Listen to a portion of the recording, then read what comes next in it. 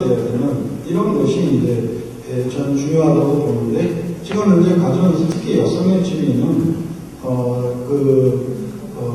분명히 이 억압적인 이런 구조에 있고, 그것을 좀 풀어줄 수 있는 이런 것이 바로 지금 기본소득제에서 개별성, 이것이 충분히 긍정적인 작용을 할 것이고, 말씀하신 그 질문에는 저는 그것은 어떤 허상의 그걸 관념을 상정하고 그 토대 위에서 비판하는 그런 모습을 좀 판단하고 싶습니다. 저희 스타일로, 딴지 스타일로 표현하자면 좀 과격하게 개인의 억압 위에 구성되어 있는 가족, 나이는 해체해야 된다. 그렇게 얘기할 수도 있다는 거죠. 그러니까 사실 한국 사회는 이 제도에 의해서 보호되지 않으면 거기에 그럴 때 인간 관계 맺음 자체가 지극히 피상적이죠. 그렇죠. 그런 면에서도 정말 인간 주체로서 그야말로 그 관계 맺음 자체가, 인간 관계 맺음 자체가 정말 서로가 주체적인 이런 것이어야 되는데, 지금 현재의 상황은 예속적인 이런 부분이 분명히 작용하고 있습니다. 기본소득의 특징 4가지를 얘기하다가 이제 개별성 부분 특히 좀 깊게 들어왔었고, 다시 이제 원래로 돌아와서 해외에서 구현된 기본소득의 사례를 혹시 금인 대표님이 말씀해 주셔야 될 것 같습니다. 네. 몇 가지 전에 사례는 굉장히 아직은 부분적인 사례입니다. 많이 알려진 게 알래스카 모델이고요. 알래스카 같은 경우에 알래스카 석유자원을 알래스카 우주동이라는 형태로 공유를 하고, 그리고 알래스카의 거주민이 외국인들 중입니다. 인정 시간이요. 거주민에게 앵매를 나눠주죠. 이렇게 많은 것은 아니고요. 그 다음에 나미비아에서 실험한 게 있고요. 그것은 일정한 기금을 마련해서 나미비아의 조그만 마을에서 온타리오라는 마을에서 실험을 했습니다. 그 나미비아는 그 사람들이 자신의 자력으로 한 게 아니라 국제적인 어떤 단체들의 모금을 통해서 자금을 마련하고 일종의 사회적 실험을 통해서 단지 그들이 몰라를 통해서 노동력이 떨어지냐 올라가냐, 불평등 해소 효과가 있느냐 없느냐, 소득에서 효과가 있고 노동력이 떨어지지 않는다라는 것을 검증을 하고, 나미비아 전체의 기본소득을 도입할 건가 말건가 아니면 질문 중입니다. 나미비아의 실험 결과가 학술적으로 굉장히 의미가 있는 거 인정을 받고 있으니까 되게 좋은 효과가 많이 나왔다고 생각하거든요. 근데 그게 지나치게 작은 표본 수가 너무 작다거나 구역이 작게 시행됐으면 좀 특이한 결과가 나왔을 수도 있습니다. 네, 일단 여기서 나온 결과 전체를 한국이나 유럽 같은 경우에 대입하는 건 좀 무리가 있습니다. 그렇죠. 경제 상황이 다르고요. 일단은 탈빈곤 효과와 노동력 문제를 테스트한 거고요. 노동력. 나미비아와 인도의 에서 실험을 했고, 그리고 실험 결과 빈곤 탈피 효과는 선별동집도 훨씬 낫다. 하는 게, 그리고 노동력이 떨어지지 않는다라는 게 오히려 생활 대상이라는 활기를 갖게 됐다고 생각합니다. 혹시 선별복지가 떨어지지 않는다는 것은 동일한 제어를 통해서 효과를 이걸로 그죠? 이런 얘기입니다. 실험을 성공했다는 얘기입니다. 네, 일단은 저개발국에 대한 실험을 성공을 했는데, 사실은 발전된 자본주의 국가에서 이 실험을 아직 없기 때문에 이것은 사실 이론과 가설입니다. 물론 좀 불안한 부분이 있습니다. 비슷한 모델들이 있긴 있는데요. 기본소득이라고 말할 수 없는데, 예를 들어 홍콩 같은 경우는 고유의 토지 보유세를 보여요. 보유세를 내는 겁니다. 그러니까 우리 개념으로 토지 보유세인데요. 홍콩의 경우는 토지가 전부 일단 중시된 구분입니다. 그리고 토지를 소유한다는 것을 임대한다는 거고요. 그리고 1년대로 국가에 내죠. 그래서 홍콩 정부가 MOA를 나눠줍니다. 그런 방식의 제도는 있습니다. 좀 약간 특이한 경우죠. 워낙 땅이 작고 지대가 높고 그러나 충분한 분야는 아니고요. 그래서 아직은 기본소득이라고 하기는 좀 어려운 상태지만 그런 실험들은 있습니다.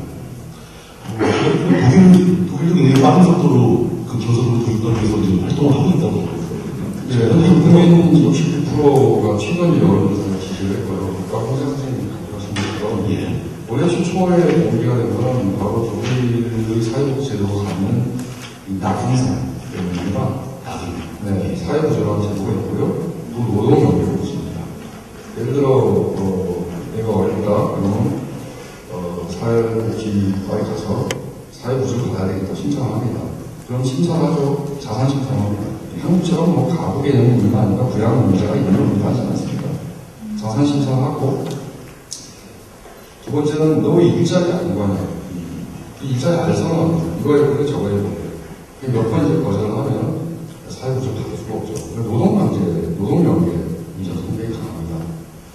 그래서 많은 사람들이 이 제도에 대해서 굉장히 징벌적이고 낙인적이다라고 생각을 해서 기본소득 운동이 최초로 대중운동을 출발했던 실업자 운동입니다. 이 개별성 문제는 사실은 기본소득 운동의 가장 굉장히 개방적인 측면이고요. 아까 홍재 선생님께서 여성운동 문제를 많이 말씀하셨는데, 여성운동 문제는 사실 여성운동 안에서 두 가지 관점이 계속 있었습니다. 하나는 여성의 노동권, 여성이 취업 기회가 확대돼야 되고 노동시장에 진출해야 된다는 입장이고요. 하나는 모성이라든지 여성 자체가 갖는 고유성을 사회가 인정해줘야 된다. 이런 거였는데요. 과거 산업자본주의 시대에는 임금이 가족임금이 함께했습니다. 사실은 4인 가족, 5인 가족 부양할 수 있는 임금이 좋은데 현재적으로 넘어가면서 전 세계적으로 임금은 가족임금이 더 이상 안 납니다. 그 개인이 먹고 살고 재생산할 수 있고 조금 남는 정도를 줍니다. 이 얘기는 뭐냐면 자본주의가 여성 노동력을 흡입하고 있다는 겁니다. 그러면 여성 노동력을 흡입하면서 그 시장에서 낮은 처지, 불안정 노동이라든지 비정규직으로 몰아가고 있는 거고요. 그럼에도 불구하고 가족력에서 합치긴 이 가장, 부가장제는 다시 재생산되죠. 이 두 가지 문제, 한쪽에서는 여성의 고유성을 인정하고, 두 번째 여성 노동 문제를, 여성의 대개가 비정규직입니다. 여성 노동 문제를 해결하는, 이 문제는 결국 비정규직과 불안정 노동 문제를 해결하는 건데요. 이 두 가지 문제를 한꺼번에 해결할 수 있는 방법은 기본적으로 바꾸자는 없다고 생각합니다. 그래서 이 부분에 대해서도 역시 개별적으로 지급한다는 것이 굉장히 큰 해방적인 의미를 가지고 있다는 말씀드리겠습니다. 스위스에서는 이 문제를 지금 국민투표에 상정한 상태인가요? 아직 결론은 안 나왔죠. 스위스는 어떤 이 내가지 규칙을 다 지키는 그런 program이 들어갔나요? 아니죠. 스위스가 아니죠. 스위스는 2011년에 생태세를 가지고 조금 기본적으로 나눠주자. 조금 액수에 이런 시도가 있었으나 요건 충족을 못해서 국민투표가 안 되고요. 투표가 아니라 입안 자체가 성황이 안 됐습니다. 12년부터 이제 해서 13년 올해 이제 10월달에 국민투표 요건을 충족시켰는데요. 지정부대로 올리지 않습니다. 지정부대로 올리지 않고 헌법을 개정하죠. 헌법에 그 기본소득을 도입한다라는 것을 헌법에 넣자 해서 헌법 개정안으로 국민투표를 붙였습니다. 이번에 스위스에서 그 법안이 주려던 게 헌법 개정이에요. 그래서 2년 안에 투표를 해야 되고요. 입법부에서 여러 가지 심사 기간을 아무리 늦춰도 3년 반 안에는 국민투표가 일어나게 됐습니다. 그렇죠. 안건이 정식으로 발의된 상태입니다. 그 처리 기한이 정해졌다. 그렇죠. 그게 아예 스위스의 헌법 자체를 고치지 않겠다. 헌법에 기본소득이라는 조항을 넣자. 그 기본소득이 구체적으로 어떤 식으로 시행될 것인지에 대한 세부안은 아직 안 나왔습니다. 그 세부안은 기본소득 네트워크에 안이 있는데 그 안 자체에 대해서 기본소득 네트워크 안에서 논란이 있습니다. 아직도 부자 증세를 하자는 사회단계가 있고요. 그리고 간접세를 올리자 그런 예술가도 있고요. 뭐 등등 다양한 안이 있는 이게 종로는 일은 어떻게 도는 방법에 따라서 이해관계가 좋을 점 있는 문제이기 때문에 그러나 기본소득 네트워크 안에서 같이 있기 때문에 이들이 자기들끼리 안을 통일하지 못해가지고 그럼 아예 헌법 개정안을 내버리자. 이게 확실하다. 그리고 의회에서 제정안을 만들고 못했다라고 해서 그 밀고 갔고 결국 성공했고 유효한 전략이었다고 저는 생각합니다. 만약에 헌법이 개정된다면 그 세부적인 안도 어떤 일정 시간 내에 법안으로 만들어서 만들어야 돼요. 시행을 해야 돼요. 우리가 무조건 해야 되는 거죠. 그 헌법 개정안을 제출했다는 아이디어는 참 괜찮은 실용성 있는 문제야. 네. 그 원래 김원성 네트워크가 2,500 스케줄판을 주려고 했거든요. 그걸 선정했습니다. 300만 원이죠. 근데 모든 뉴스에다 그걸 나와야죠. 그걸 나왔습니다. 그런데 노조가 반대했습니다. 노조가 반대했던 이유가요. 또 노조가 틀렸다고 나와주고 있습니다. 왜냐하면은 재정에 그 스위스 국민연금을 통폐합하게 돼 있어요. 그런데 국민연금의 스위스가 굉장히 평등주의가 있습니다. 일단 의무연금 사학세가 없어요. 돈 못 내는 사람 대가가 대납 해줍니다. 그런데 전 국민에서는 감정도 있고 외국에 거주하는 사람까지 줍니다. 그런데 이게 최소 수령액이 2,480 스위스 프랑이에요. 그런데 최대 수령액이 곱하기 2배를 못 넘게 됐어요. 맨 밑바닥과 맨 위가 두 배가 두 배가 됩니다. 그리고 10배 정도보다. 2,500을 준다는 것은 65세 이상 인구한테 하향 평준화시키는 거잖아요. 그렇죠. 네, 그러면서 연금 재정을 다 기본소득 재정으로 쓴다. 이거는 우리가 찬성할 수 없다. 노조가 우리도 기본소득을 찬성하지만 니네 네트워크에서 하는 거는 도대체 이해가 뭐냐고. 재정안을 안 올리고 국민투표에 다른 안, 헌법 개정안 같은 거 올리면 지지해 주겠다. 이렇게 해서 결국은 재정 모델은 의회에 이용하는 상태로 진행이 되더라고요. 스위스도 아직 갈 길이 무척 멀네요. 일단 근데 헌법에 들어가면 무조건 해야 되는 거니까 오히려 더 큰 해결 방법을 가겠다고 볼 수 있습니다. 그 개헌이 통과될 가능성은 충분한가요? 국민투표가 70% 정도가 통과됩니다. 국민투표에 붙였을 경우는 3분의 2 정도가 통과될 가능성이 있고요. 모르겠습니다. 그리고 사기 이상한 게 많이 나는데 예를 들어 최근 이제 다음에 해야 될 분들이 이런 게 있어요. 한 회사 안에서 제일 임금 적게 받는 사람과 제일 월급이 제일 많은 사람의 격차는 10배 이상은 넘지 않는다는 이거를 국민투표에다가 붙이고 있습니다.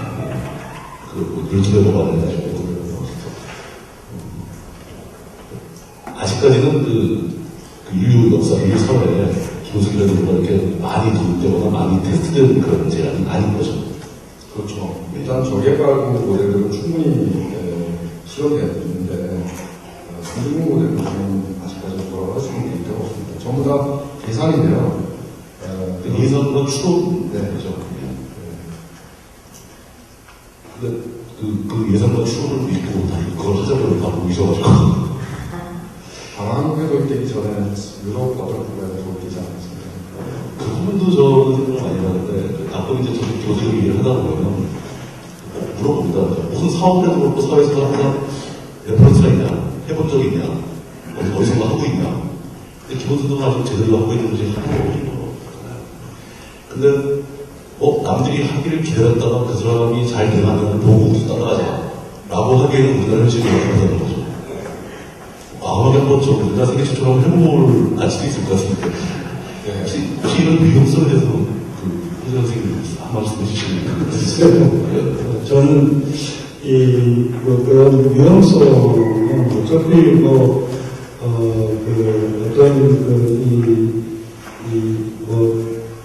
사회 모델이나 사회 조직이나 구성이나 이런 것에 대해서 지금 현재 있는 모순을 어쨌든 극복하는 그런 과정 속에서 생겨나는 어떤 그런 시행착오라든지 모든 다 겪어야 되는 감수해야 한다.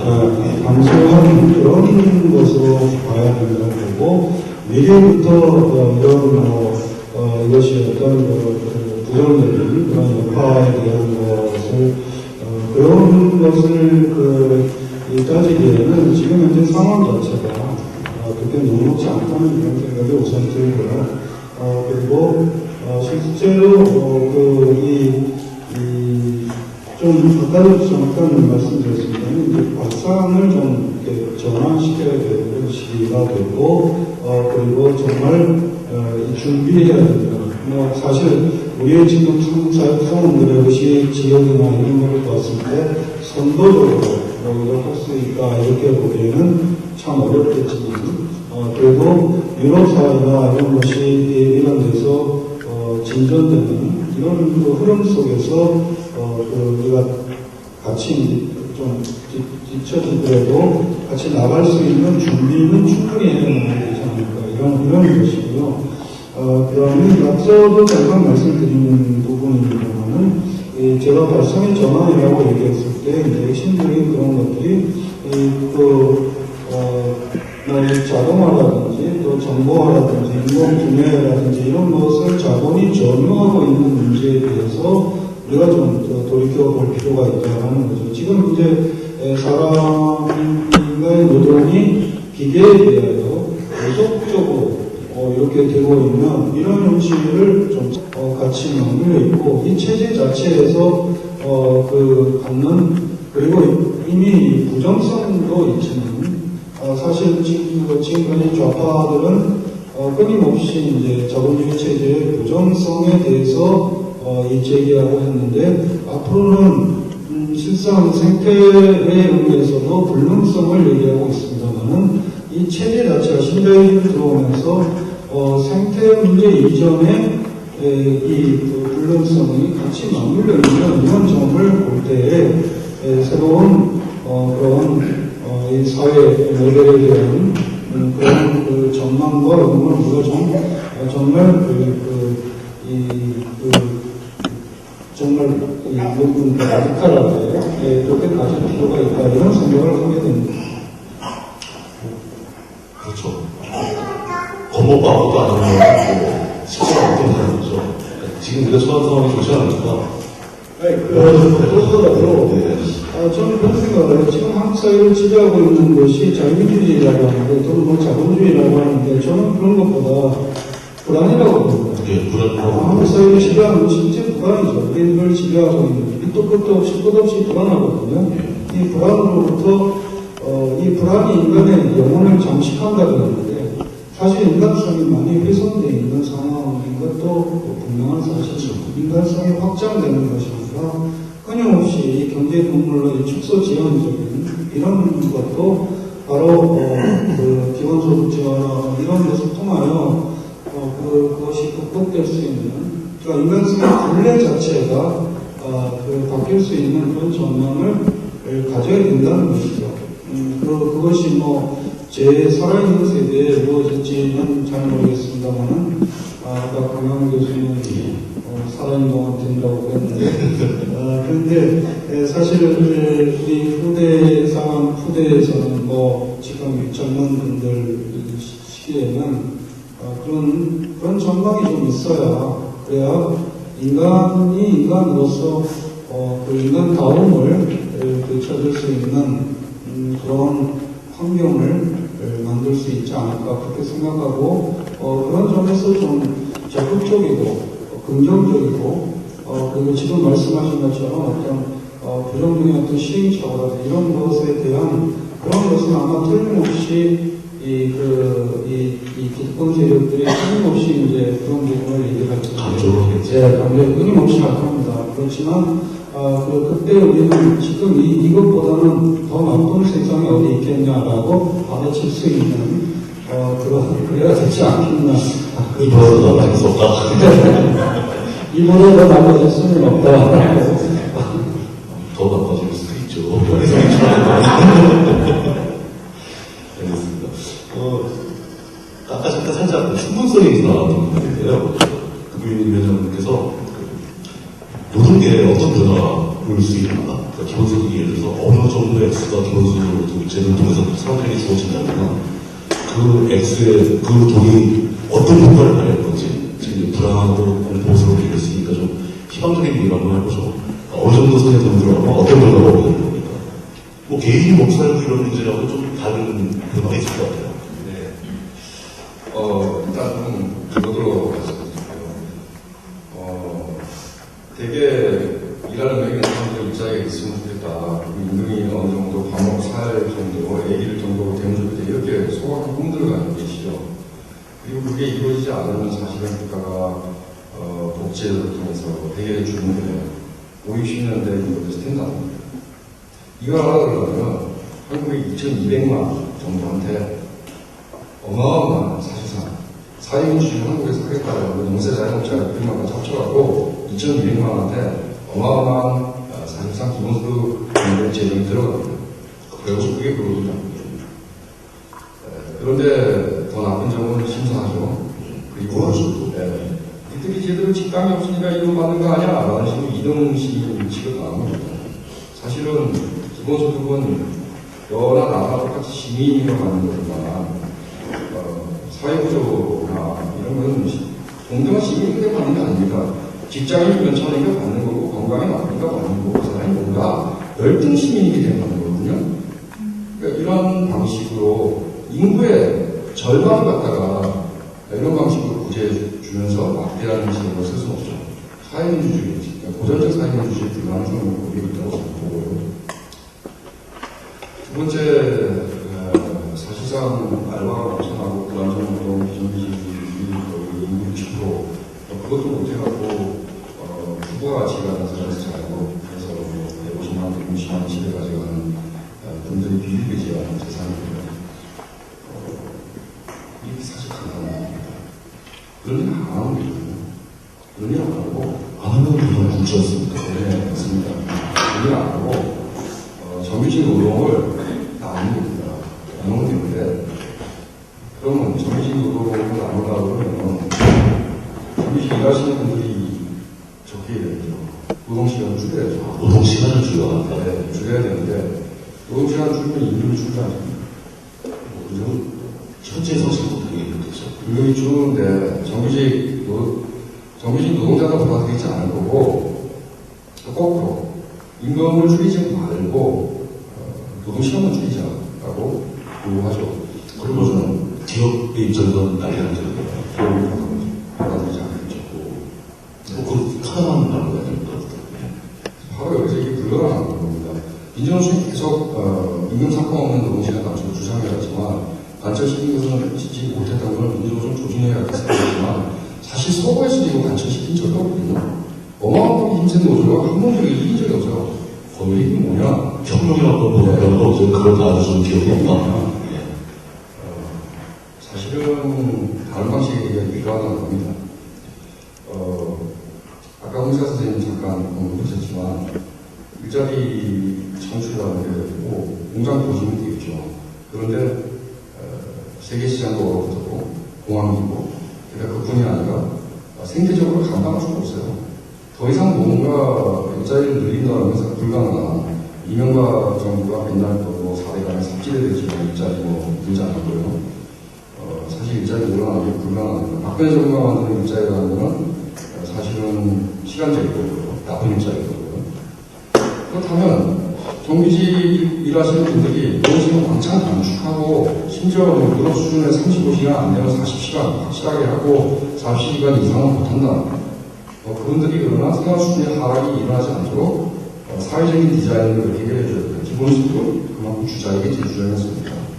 기본소득을 준다. 예를 들어 40시간 노동을 간 시간을 강제 단축하기 위해서 기본소득을 40만 원 준다. 50시간이면 50만 원 준다.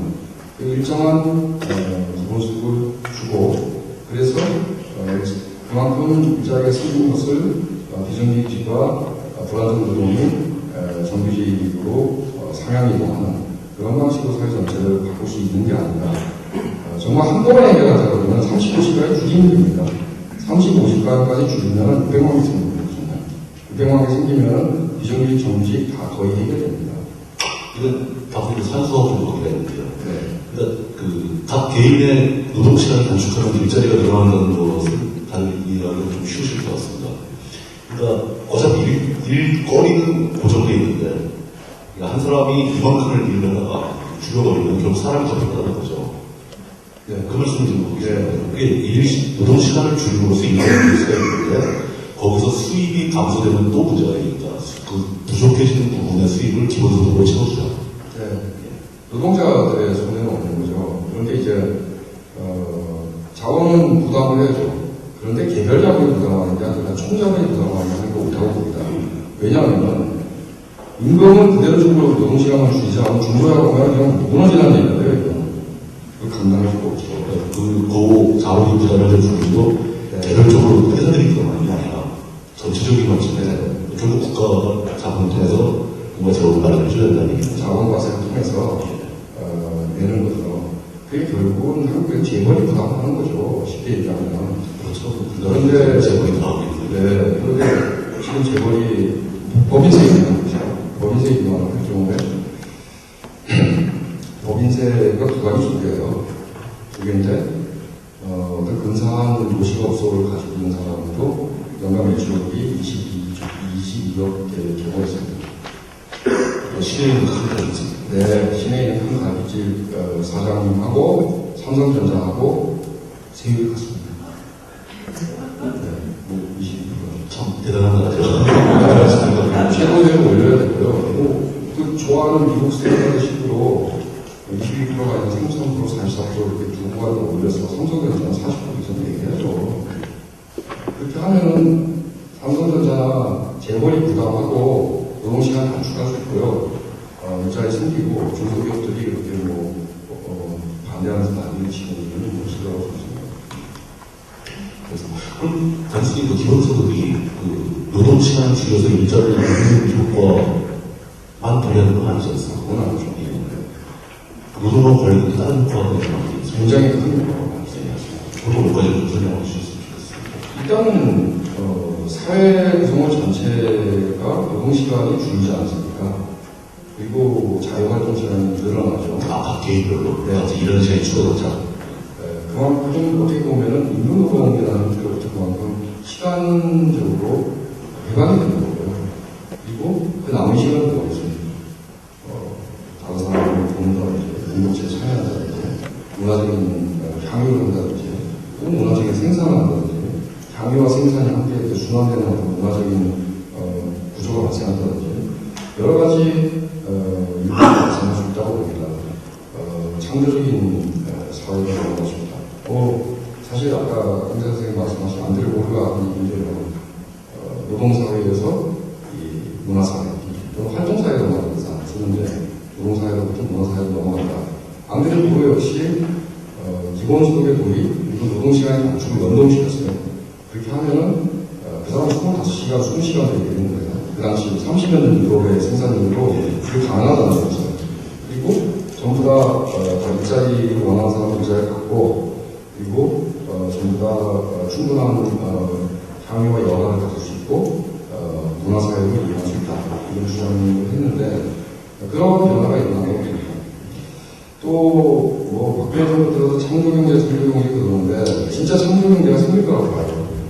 예를 들어, 굳이 내가 연노동을 할 게 아니라, 기본소득이 있으니만큼, 뜻 맞는 사람들끼리, 교통정책 방식이라든지 등등으로, 사회적 경제 방식으로 뭔가 창조적인 일을 해보겠다. 어떤 사람도 기존에 할 수 없었던, 시도하기 힘들었던 새로운 걸 한다는 얘기죠. 일단 최소 보장이 이루어지고 있기 때문에, 그러한 영향도 생길 거라고 봅니다. 근데 이제 그런 그 해석에 대해서 제가 기본소득을 가지고 다른 분들하고 얘기를 하다 보면 반대하는 분들 입장에서 이게 결국 그 인간에 대한 신뢰 문제인데 돈이 주어지고 시간이 주어지면 이 사람들은 일을 안 할 것이라고 생각하는 경우가 많거든요. 그러니까 그 돈이 주어지고 시간이 주어지면 뭔가 생산적이고 더 긍정적인 활동을 할 것이라고 기대하는 사람들이 있는가 하면 어떤 사람들은 대부분의 사람들이 이제 방탕한 생활을 빠진다거나 아무 의미 없이 시간을 낭비한다거나 이게 과연 어떤 그 미리 그걸 예측할 수가 있을까요? 결국 사람들의 비율의 문제 아닙니까? 예측하기는 힘들고 결국 민감한 문제라고 저는 돌리고 싶지는 않은데요. 생산적인 일을 안 할 것이다라고 얘기하는데 생산적인 일이라는 개념이 뭔가 좀 따져봐야 되실 거예요. 그걸 가져야 되잖아요. 오히려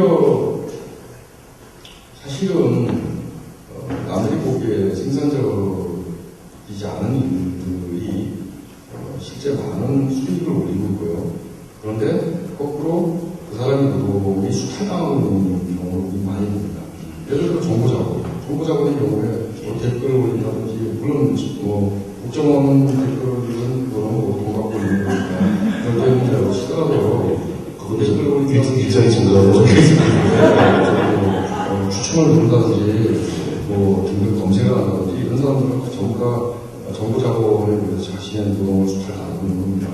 자신의 문화의 가치가 수탈 나가는 거죠. 결국에 보면 생산적이냐 비생산적이냐는 얘기는 임금을 받느냐 안 받느냐 차이밖에 없습니다. 비생산적이다 하면 임금을 못 받는 거고요. 생산적이다 하면 따고 월급 통장에 임금이 들어오는 게 생산적인 겁니다. 이게 자본주의 돈인 거죠. 그렇죠. 그런데 비생산적인 활동들도 자본에 소속돼가지고 전부 자본의 가치 증식에 원하는 거죠. 이거 우리가 수탈이라고 하는데 정부의 수탈인데 이 부분들이 다 예를 들어 기본소득이 지급되면 자기들 나름대로의 어떤 조직 단체, 회사한테고 노동자한테는 이런 만들 거고요. 자기들 나름대로의 가치 창출을 하겠죠. 그래서 듭니다. 일단 기본소득이 지급된다는 것 자체가 결국 그동안 우리가 제대로 못 받고 자본에게 이렇게 뺏겼던 내 여가 노동의 가치를 다시 일정으로 돌려받는 거죠. 네, 지금 말씀하시는 것은 좀 중요한 부분이라고 생각하는데요. 지금까지 이게 일 또는 노동을 어떻게 바라보고 있었나라는 이런 측면에서 지금 말씀하신 것처럼 노동을 하면 우리에게 덮여 있는 게 그 생산적이어야 된다. 이 말이 이제 임금은 반대급부가 있는 노동에 대해서만 노동으로 받아들이게 되는 일부분이 이 인간 관계에 있어서 굉장히 메마르게 하는 부분입니다. 이렇게 생각합니다. 가령 한 그 주부가 이 집에서 이제 아이를 보기를 하는 그런 경우에 인간 관계 맺음, 아이하고의 관계 맺음 자체에서 느낄 수 있는 어떤 향유랄까, 즐거움이랄까, 이런 것 자체가, 그것이 그 반대급부가 없는 일이기 때문에, 그런 것에서, 이 즐거움을 느껴야 되는데, 그것이 정말 돈도 못 버는, 그런 일로, 그 사람의 각자의 그 삶의 어떤 자세라든지 이런 것을 망가뜨리는 거죠. 그런 것이 저는 대단히 중요한 문제라고 보거든요. 그래서 기본소득이 이것이 갖게 될 때 바로 우리가 놓쳐버린 자본주의 체제 아래서 놓쳐버린 인간관계의 관계 맺음 속에서 오는 그런 즐거움을 되찾을 수 있는 부분이 분명히 있다는 그런 것을, 그래서 워낙 마치 매트릭스 속에 있듯이 이 자본주의 체제의 인노동이라는 그런 점에 우리가 갇혀 있었던 이런 데서 좀 벗어나는 이런 계획이 굉장히 중요한 의미를 갖는다고 저는 봅니다. 기본소득이 도입되면서 우리가 갖고 있던 노동이라는 것에 대한 개념 자체도 바꿀 수 있다. 네, 그렇습니다. 더 긍정적이고 그렇지만. 네, 그런 의미고, 또 하나 이제 좀 더 연장해서 얘기하고 싶은 것은, 우리가 지금 이런 이제 정규직이라는 것에 대해서 당연히 이제 워낙 불안하기 때문에, 이 관정노동과 비정규직, 이게 사실 언제든지 이제 정리되거나 뭐 해고당할 수 있다는 이런 문제 때문에, 안정이라는 그런 문제 때문에 정규직에 대해서 끊임없이 이제 그런 비정규직의 정규직화 이렇게 얘기하지만, 사실 앞으로 우리는 전망